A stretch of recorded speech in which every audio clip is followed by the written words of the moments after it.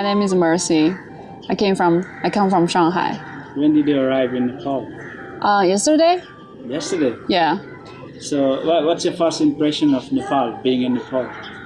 Being in Nepal, exhausted, How do you feel in Nepal now? happiness and peaceful.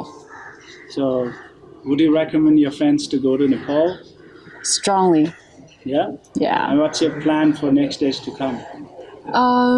I plan to stay in Nepal for 10 days and maybe go hiking, mountains, and enjoy myself. Yeah. I saw a lot of places, and most of them are temples. I feel very calm down. I feel peaceful. And I feel like, people lived in this world for a reason, and Nepal will be one reason for it.